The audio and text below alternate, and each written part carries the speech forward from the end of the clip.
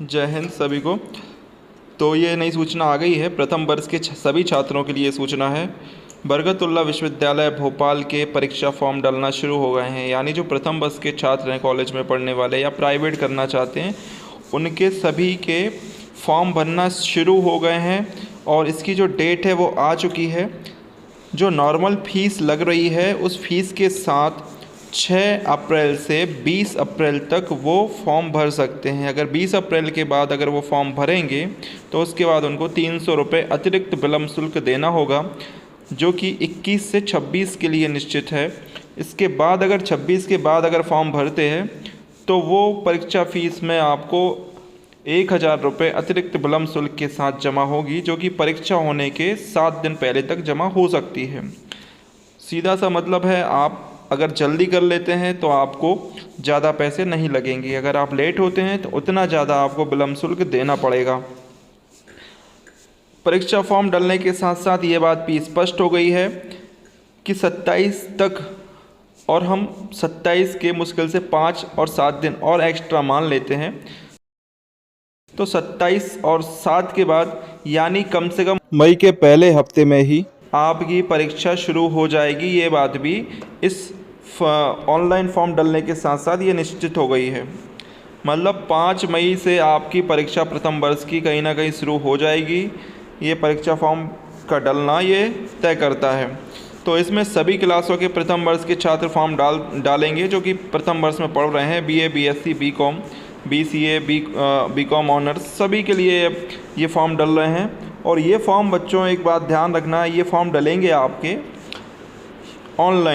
Online centre पर जाकर आपको फॉर्म भरना है और उसकी जो प्रति है और जो फ़ीस की रसीद है वो आपको महाविद्यालय में जमा करवाना है।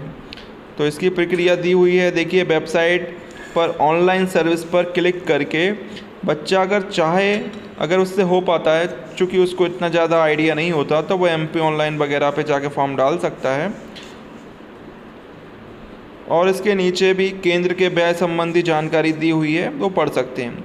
और अगर हम बात करते हैं फ़ीस कितनी लग रही है, तो जो पहले से पढ़ रहे हैं, जो स्वाध्यायी हैं या भूतपूर्व स्नातक हैं, यहाँ स्वाध्यायी का मतलब है कि जो प्राइवेट फॉर्म डाल रहे हैं उनके लिए जो फ़ीस है वो है 1480 प्लस 100 रुपये अतिरिक्त चार्ज। अतिरिक्त से मतलब है कि उनको ये जो फ़ीस है अग्रेसन शुल्क के रूप में जमा करनी होती है।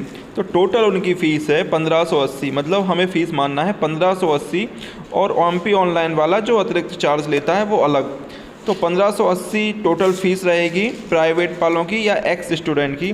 इसके अलावा नियमित और भूतपूर्व परीक्षार्थी समस्त विषय के लिए 1330 रुपये देंगे। 1230 प्लस 100 रुपये, 1330 फीस लगेगी और अतिरिक्त चार्ज एमपी ऑनलाइन वाला। बाकी विदेशी छात्रों के लिए फ़ीस कुछ अलग है, उनकी 2720 है, और एक विषय हेतु परीक्षा का शुल्क 760 है। पोर्टल शुल्क यहाँ 25 रुपये दिया हुआ है, इसके अतिरिक्त जो एमपी ऑनलाइन वाले लेते हैं वो अलग है। तो ये आपका फॉर्म आ गया है। तो आप ये बात भी तय कर लें कि आपकी जो परीक्षा है बहुत ही जल्दी आयोजित होने वाली है और अभी से आपको तैयारी शुरू करना चाहिए, क्योंकि अगर आप अभी से तैयारी नहीं करेंगे तो बाद में भी नहीं हो पाएगी। इसलिए तैयारी शुरू कर दें, हमारे साथ बने रहें। आपके महत्वपूर्ण प्रश्न और पुराने प्रश्न पत्र, उनका हल सहित हम अपने चैनल पर डालते रहते हैं, जो कि आपको बहुत हेल्प करने वाले हैं। जय हिंद, जय भारत। जिनने सब्सक्राइब नहीं किया है वो कर सकते हैं, ताकि आपको पूरी सहायता मिलती रहे।